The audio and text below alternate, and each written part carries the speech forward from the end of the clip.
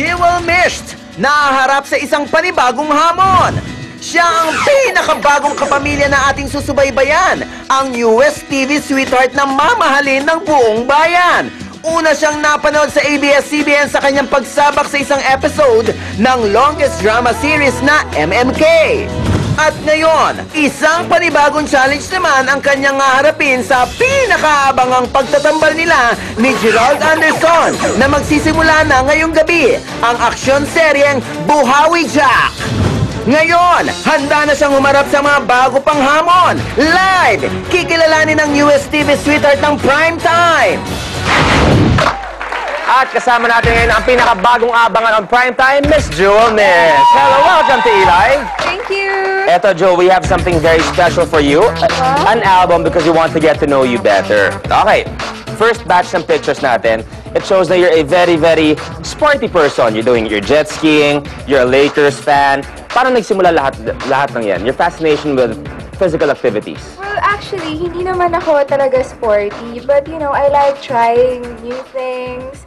So, na-introduce sa akin yung pag-jet ski. So, nagustuhan ko naman siya. Ano yung pinaka-na-enjoy mo na sa mga sport na nasubukan mo? Jet ski. Yeah, sige. As of now. Ang dami mo kasing ginagawa. For example, at eto pa, music. Yeah, nag-aral ka rin ng music and major in piano, tama ba? Well, yeah, oo. Actually, hilig ko na talaga siya. Bata pa lang ako. So, I started taking up lessons since I was a kid. Okay, but then we have this very, very cute baby picture. At sabi nila, you have a very special story behind this picture regarding your grandparents. Well, yeah, nung bata pa ako, something na hindi pa alam ng nakakarami. Kasi, di ba, I'm from Bulacan. Okay. Marami namang nakakaalam nun, pero kasi lumaki ako sa grandparents ko. And yung grandparents ko had a farm. So, meron kaming bukid. So, ano yung farm talaga to? Sabi mo, palayan, bukid talaga. Bukid talaga. So, sanay ako ng, you know, hanging around dun sa bukid namin, nagpapalipas oras. And, you know, natutulog ako sa nipa hut. Yung authentic na, what do you call this? As The bukid lifestyle. Kubo. Bahay kubo At talaga. that time, wala pa kaming kuryente. So, lampara lang yung gamit namin. And, namiss ko tuloy yung lola at lola ko. Hi, nanay, tatay. Nay, tay, alam ko you're watching. Okay, hello po. Eto, something na kahit ako ay naaaliw dito, you have a fascination for flying, mga helicopters. Eto, paano mo nagsimula ito? You're a pilot na rin, di ba? You're studying to be a pilot. Do you have your license already? I do. I'm holding student pilot license, yes. Okay. Childhood dream ko kasi yan na what do you call this? I'm just pursuing. Yeah. Paano nagsimula yung dream nito? Kasi for guys, napanood kasi ang Top Gun, Tom Cruise. So marami kahit ako naging biktima niyan, gusto maging pilot dati. Yung sa'yo, paano nagsimula naman for a lady? Well, sa Bulacan din. Kasi sa malapit. Din. Hindi naman. But you know what? May mga nag-aaral na students na, kasi safe yung grounds doon. So usually, pag nag-aaral ka ng fixed wing or helicopters, kailangan soil. Okay. So just in case na may mangyari na hindi naman nangyayari madalas. But then, malapit sa bahay namin, Plaridel Airport. Airport siya. It's the busiest airport in the Philippines. Maraming estudyante. So, bata pa lang ako, exposed na ako. Yung longest flight na nagawa mo, from where to where? Like an hour and a half. Wow, very, very good. And how long? With a senior captain. Okay, but how long before you get to fly alone? A few hours na lang. Konti na lang. Konti Well, na lang. good job. Sana matuloy ko na at matapos ko na. Okay, you have sports, music, at eto pa, your helicopters, pets. You're a pet lover daw talaga. Something about your cats. Now, one is very, very healthy. 6.2 kilos. For a cat. As of now, yeah. Persian cat. Why not dogs? Bakit talagang fascination mo isa sa mga pusa? Mas kaugali ko siguro. Mas, you know, reserved, mas tahimik. Mas mahirap daw makuha ang affection nila. Totoo. Pero pag nakuha mo na, they're very loyal naman and super lambing naman. I have 6 Persian cats. Okay. Now, this one naman, it's you doing Arnis and Buhawi Jack. Ito, kamusta naman ang preparations na ginawa mo for Buhawi Jack? I've been doing acting workshops with Gerald and Rap. And then, ayan, dyan sa picture, nag-arnis kami, may training for that. So, yeah. And how was it working with Gerald as your leading man? He's a good leading man, really. Napapansin ko sa kanya, I notice how dedicated he is, and dahil napapansin ko yun, it, you know, challenges me to push myself. And do well. syempre hindi maiiwasan when you, especially you made a big move, tapos you're working with someone new, hindi maiiwasan na malink kayo sa isa't isa. Napag-usapan niyo ba ni Gerald yan na paano to pag nalink tayo, ganito pag-uusapan natin. Did you guys talk about that? We do not. We do not.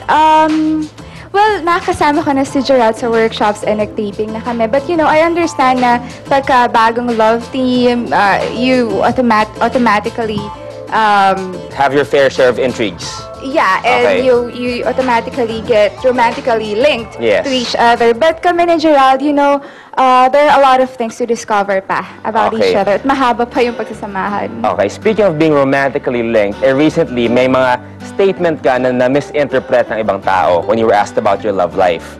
Okay, di natin papahabain pa. So once and for all, we want to hear it from you. Jewel, are you single or in a relationship? Well, hear it from me. As of today, I'm free. So, can we now move forward to my invitation for tonight? Okay, pero bago ang lahat, for answering that question, thank you for your honesty. Thank you very much. Okay, Jewel, take it away.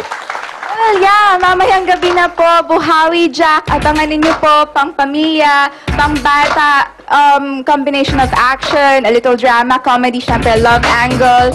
Alam nyo, it's very ideal for kids to watch kasi po hindi lamang siya entertaining. At the same time, yung character po ni Buhawi Jack is magandang magiging ehemplo sa mga bata. Okay, well, Jewel. Thank you po. Thank you, Eli. Thank you. Thank you very much for your honesty. Mamaya na po, 7:30, Buhawi Jack with Gerald Anderson, Bugoy Carino, and Rap Fernandez. Congratulations in advance, Jewel. Maraming salamat for gracing the stage. At eto, abangan ang pinakabagong Taiwanese drama na inyong aabangan tuwing hapon, starring Audrey Ann. At ang nagbabalik na pamilya, ang Meet Your Garden star na si Vanessa Wu, ang I Love You So Autumn's Concerto. Simula na yan ngayong Lunes bago magsabel. At eto pang dapat abangan, ang major changes na magaganap sa teen-oriented variety show na Shoutout. Para sa mga detalye, watch this.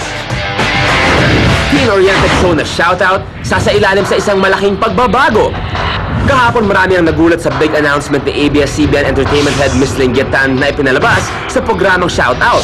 Ito ay patungkol sa matinding challenge na haharapin ng mga teen stars ng programang para mapanatili sa ere ang nasabing show.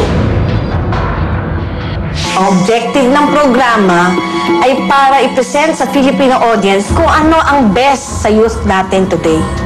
Pero tapos ang 2 buwan, wala pa rin tayong improvement. Bawat isa sa inyo, gusto nyo maging mahusay at sikat na artista. Subalit hindi ito basta-basta nakakamit. Kailangan pinagtatrabahuhan kasi meron kayong responsibilidad sa audience. We're going to give you 1 month to shape up. Pag hindi nyo napag-husayan sa loob ng 4 na linggo at wala kaming nakitang improvement sa inyo, Shoutout will be canceled. Isang malaking pagbabago ang magaganap sa takbo ng programa. Starting Monday in this new format, the teen stars need to undergo auditions para makapag-perform at mapatunayan sa lahat that they deserve to be in the spotlight. We have to give credits to these kids kasi pinaghirapan din naman nila yung first 2 months ng Shoutout. And yun nga, siguro yung mga ganitong pagbabago binibigay sa amin para ma-improve yung sarili namin. Kung ano yung talent sa sila, mas mahahasa pa sila. Kumbaga, there's always a room for improvement naman din, di ba? Parang 1 buwan para matuto kami and sila din, syempre, as mga host ng show na to, syempre, tutulungan din namin sila. Sa episode na ipinalabas kahapon, hayagan ding binanggit ni Business Unit Head Ms. Joyce Leticia ang mga negative comments na natatanggap ng programa at ng mga teen stars. Kabilang na dito ang feedback mula sa isang fan na kumwestiyon sa kakayahan ni Enrique bilang host. Siya yung di ko kilala at hindi pa magaling sa pagde-deliver ng mga lines. Nag-training ba yun? Okay lang. Siyempre, parang sad ng konti kasi, diba, parang devastated wala ka na sa host. Pero okay lang naman. I trust naman yung decision nila, Tita Joyce. Kung sa tingin nila, yun talaga yung dapat gawin or yun talaga yung mas makakabuti for the show. Hindi, okay lang. Pero si Enrique, kahit dumadaan sa pagsubok ang career ay napapabalitang masaya naman daw ang love life dahil sa rumors na siya na ang bagong boyfriend di umano ni Erich Gonzalez. Ito ang issue na nilinaw ni Enrique, Erich at ang ka-love team ni Erich na si Enchong sa isang E-Live scoop. But it's not true. So, hindi totoo na si Enchong ay on-cam at si Enrique daw ay off-cam. Wala, may gano'n. Hindi ko po alam yun. Wala po. Crush mo si Erich na. Oo. Pero wala bang panlitaw na nagaganap? Wala. Very close friends. Lahat naman kami close friends eh. Even your future ba, walang plans? Maybe, kung papayag si Encho. Okay lang naman, and kay Erich naman, sabi ko, basta ingatan mo lang yung puso mo.